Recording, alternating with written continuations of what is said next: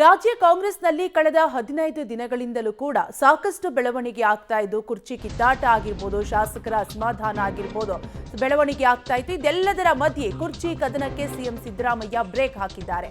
5 ವರ್ಷ ನಾನೇ ಸಿಎಂ ಅಂತ ಸಿದ್ದರಾಮಯ್ಯ ಸ್ಪಷ್ಟೋಕ್ತಿ ನೀಡಿದ್ದಾರೆ. ಸಿಎಂ ಹೇಳಿಕೆ ಬೆನ್ನಲ್ಲೇ ಕಾಂಗ್ರೆಸ್ನಲ್ಲಿ ಸಂಚಲನ ಕೂಡ ಮೂಡಿದ್ದು, ದೆಹಲಿಯಲ್ಲಿ ಮಲ್ಲಿಕಾರ್ಜುನ್ ಖರ್ಗೆಯನ್ನ ಸಿಎಂ ಸಿದ್ದರಾಮಯ್ಯ ಭೇಟಿಯಾಗಿದ್ದಾರೆ. ಇದಕ್ಕೂ ಮುನ್ನ ಸುರ್ಜೇವಾಲಾ ಜೊತೆ CM Siddaramaiah DCM DK Shivakumar ಸಭೆಯನ್ನು ಕೂಡ ನಡೆಸಿದ್ರು. ಸುರ್ಜೇವಾಲಾ ನಿವಾಸದಲ್ಲಿ ಸಿಎಂ ಮತ್ತೆ ಡಿಸಿಎಂ ಸಭೆಯನ್ನ ನಡೆಸಿ ಕುರ್ಚಿ ಕದನಕ್ಕೆ ಸಿಎಂ ಸಿದ್ದರಾಮಯ್ಯ ಒಂದ್ ಕಡೆ ಬ್ರೇಕ್ ಹಾಕಿದ್ರೆ 5 ವರ್ಷ ನಾನೇ ಸಿಎಂ ಅಂತ ಮಹತ್ವದ ಹೇಳಿಕೆಯನ್ನ ಡೆಲ್ಲಿಯಲ್ಲೇ ನೀಡಿದ್ರೆ, ಮತ್ತೊಂದು ಕಡೆ ಈ ಹೇಳಿಕೆ ಬೆನ್ನಲ್ಲೇ ಒಂದಲ್ಲ ಒಂದು ರೀತಿ ಬೆಳವಣಿಗೆ ಆಗ್ತಾನೆ ಇದೆ, ಸಭೆ ನಡೀತಾನೆ ಇದೆ. ನಿಗಮ ಮಂಡಳಿಗೆ ಅಧ್ಯಕ್ಷ ಉಪಾಧ್ಯಕ್ಷರ ನೇಮಕ ವಿಚಾರಕ್ಕೆ ಸಂಬಂಧಪಟ್ಟಂತೆ ಜುಲೈ 16ಕ್ಕೆ ಬೆಂಗಳೂರಿಗೆ ಕಾಂಗ್ರೆಸ್ ಉಸ್ತುವಾರಿ ಭೇಟಿ ನೀಡಲಿದ್ದಾರೆ. ಬೆಂಗಳೂರಿಗೆ ಬಂದ ಬಳಿಕ ಅಂತಿಮ ತೀರ್ಮಾನವನ್ನ ಕೈಗೊಳ್ಳಲಿದ್ದಾರೆ. ಪರಿಷತ್ 4 ಸ್ಥಾನಗಳ ಆಯ್ಕೆಗೆ ಗ್ರೀನ್ ಸಿಗ್ನಲ್ ಕೊಡದ ಹೈಕಮಾಂಡ್ ರಾಹುಲ್ ಜೊತೆಗೆ ಚರ್ಚಿಸಿದ ಬಳಿಕ ಅಂತಿಮ ಅಂತ ಮಲ್ಲಿಕಾರ್ಜುನ್ ಖರ್ಗೆ ಹೇಳಿದ್ದಾರೆ. ಒಟ್ಟಾರೆಯಾಗಿ ರಾಜ್ಯ ಕಾಂಗ್ರೆಸ್ನಲ್ಲಿ ಸಾಕಷ್ಟು ಬೆಳವಣಿಗೆ ಆಗ್ತಾ ಇದ್ದು, ಒಂದ್ ಕಡೆ ಕುರ್ಚಿ ಕದನಕ್ಕೆ ಸಿಎಂ ಸಿದ್ದರಾಮಯ್ಯ ಫುಲ್ ಸ್ಟಾಪ್ ಇಟ್ಟಿದ್ದಾರೆ.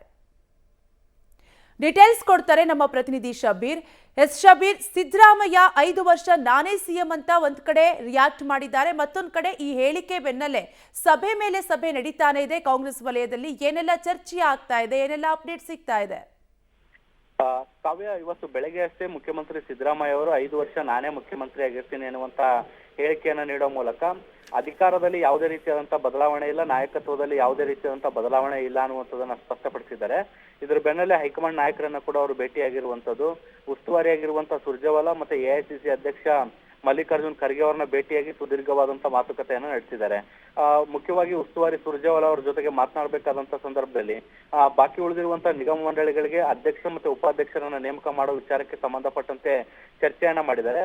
ಬಹುತೇಕ 32 ನಿಗಮ ಮಂಡಳಿಗಳಿಗೆ ಅಧ್ಯಕ್ಷ ಮತ್ತೆ ಉಪಾಧ್ಯಕ್ಷರ ನೇಮಕ ಮಾಡೋದ್ರ ಬಗ್ಗೆ ಚರ್ಚೆಗಳು ಮುಕ್ತಾಯ ಆಗಿರುವಂತದ್ದು. ಜುಲೈ 16ನೇ ತಾರೀಕು ಸುರ್ಜೇವಾಲಾ ಅವರು ಬೆಂಗಳೂರಿಗೆ ಬರ್ತಾ ಇದ್ದಾರೆ. ಅವರು ಬೆಂಗಳೂರಿಗೆ ಬಂದ ಸಮಯದಲ್ಲಿ ಈ ಒಂದು ಪಟ್ಟಿಗೆ ಅಂತಿಮವಾದಂತ ಮುದ್ರೆಯನ್ನ ಒತ್ತಲಾಗುತ್ತೆ ಅನ್ನುವಂತ ಮಾಹಿತಿಗಳು ಬರ್ತಾ ಇದಾವೆ.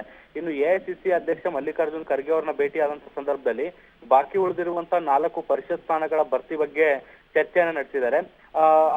ಖರ್ಗೆ ಅವರು ಕೂಡ ರಾಹುಲ್ ಗಾಂಧಿ ಅವರ ಜೊತೆಗೆ ಚರ್ಚೆಯನ್ನ ಮಾಡಿ ಮುಂದಿನ 1 ವಾರದಲ್ಲಿ ತೀರ್ಮಾನವನ್ನ ಕೈಗೊಳ್ತೇವೆ ಅನ್ನುವಂತ ಭರವಸೆಯನ್ನ ಕೂಡ ಕೊಟ್ಟಿದ್ದಾರೆ. ಕಾವ್ಯ, ಥ್ಯಾಂಕ್ ಯು ಶಬೀರ್ ಡೀಟೇಲ್ಸ್ಗಾಗಿ.